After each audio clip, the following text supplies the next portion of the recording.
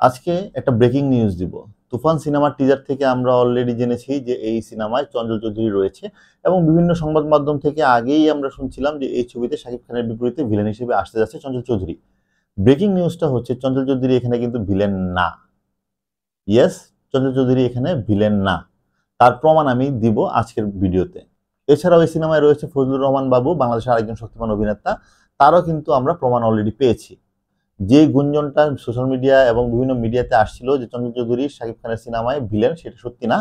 চঞ্চল চৌধুরী এই সিনেমায় অভিনয় করতে যাচ্ছে একজন গোয়েন্দা কর্মকর্তার ভূমিকায়, যে হচ্ছে এই ছবিতে গ্যাংস্টার তুফানকে ধরার জন্য, বধ করার জন্য উঠে পড়ে লাগে। তুফানের টিজারের যে দৃশ্যে চঞ্চল চৌধুরীকে দেখা যায়, সেই দৃশ্যটা যদি খুব ভালোভাবে আপনি নজর দেন, দেখবেন তার ইন্টেরিয়র এবং চঞ্চল চৌধুরীর গেট আপ সবকিছুই একটা গ্যাংস্টারের মতো না। এবং তার ডান পাশে একটা ক্রাইম বোর্ড রয়েছে, সেই বোর্ডের ভিতরে দেখবেন বিভিন্ন ক্রাইমের সাথে জড়িত সাসপেক্ট এবং বিভিন্ন ঘটনা মার্কিং করা রয়েছে এবং সুতা দিয়ে পেঁচানো রয়েছে। এবং এই ধরনের বোর্ড অ্যাকচুয়ালি তদন্ত সংশ্লিষ্ট গোয়েন্দা কর্মকর্তা অথবা আইন সংশ্লিষ্ট কেউই ব্যবহার করে থাকে, যেগুলো আমরা বিভিন্ন সিনেমায় দেখে থাকি।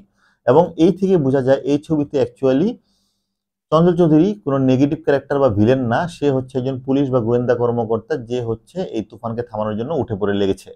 তাহলে এই ছবিতে আসলে ভিলেন কে? এই ছবিতে আসলে ভিলেন নায়ক বাদ দিয়ে এই ছবিতে একটা খারাপ ক্যারেক্টার হচ্ছে শাকিব খান, যে হচ্ছে গ্যাংস্টার। তার নিশ্চয়ই একটা লাস্টে গিয়ে করুণ পরিণতি হবে, বিকজ একটা সিনেমা যেহেতু সমাজের জন্য বানানো হচ্ছে, সেই সিনেমায় অবশ্যই কোনো গ্যাংস্টারকে একটা গ্লোরিফাই এন্ডিং দেওয়া হবে না, খুব গ্লোরিফাই করা হবে না। এবং ডেফিনেটলি তাকে লাস্টে গিয়ে একটা করুণ পরিণতি দেখানো হবে এবং সেটা একটা ভালো মেসেজ দিবে সমাজের জন্য, যাতে আসলে এই ধরনের গ্যাংস্টারের পরিণতি যে খুব ভালো হয় না, সেই মেসেজটা যাবে। সো এইটুকু আমরা গেস করতেই পারি। এখন যেহেতু একটা গ্যাংস্টারের সাথে মারামারি যদি হয়, তাহলে আরো কয়েকজন গ্যাংস্টারের দেখা হবে এবং সেখানে হয়তোবা যিশু সেনগুপ্তের যে আমরা কথা শুনছিলাম, যিশু সেনগুপ্ত মূল ভিলেন হবে নাকি সে একটা ক্যামিও রোল করবে, সেটাও একটা এখন সন্দেহ তৈরি হচ্ছে। বিকজ যিশু সেনগুপ্ত হতে পারে অপোজিট কোনো একটা গ্যাংস্টার, তার সাথে হয়তোবা শাকিব খানের একটা রাইভালারি হবে, একটা মারামারি হবে।